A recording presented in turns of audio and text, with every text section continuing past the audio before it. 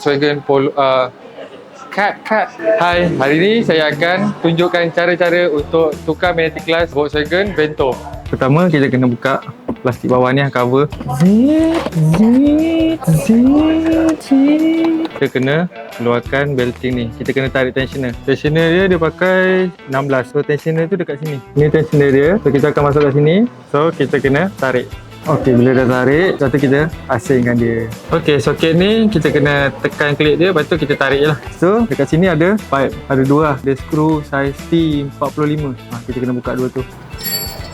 Ada skru dia. So, baru kita boleh buka ni, goyang-goyangkan lah sikit. Lepas tu satu lagi lah, kita cabut ni. So, yang ni pun kita goyang-goyangkan dan cabut. So, sekarang kita akan buka skru dekat kompresor. 1, 2, 3.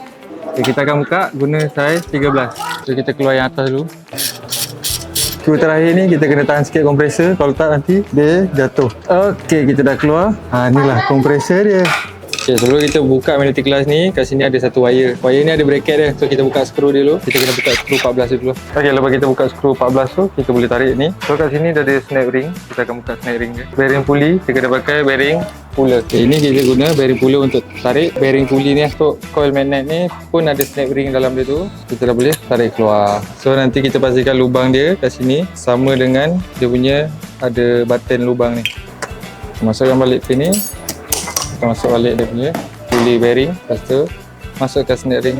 Kita kena letak balik washer ni dalam ni. Tu masuk pressure plate. So kita dah pasang washer. Pastikan clearance dia okey. Lepas tu kita masuk balik nut dia. Lepas ikat tu pun kita kena tengok balik clearance dia. Kalau dia rapat juga, kita kena tambah lagi washer. Cantik, tak ada bunyi. So untuk bracket ni kita kena pakai balik. Lepas tu kita screw balik lah. So kita testing kat dia. So maksudnya magnetic glass dia berfungsi dengan baik. So itulah cara-cara untuk pasang magnetic glass. Sebenarnya semua sama je lah untuk kereta-kereta biasa pun. Dan ini untuk Volkswagen Vento dengan Polo biasanya lebih kurang sama lah pakai magnetic glass. Selain daripada itu macam Volkswagen Passat, apa semua tu dia orang akan pakai yang ada solenoidnya. Ini kompresor dia yang biasa je. Jangan lupa follow, like and comment and share. Okay? Terima kasih.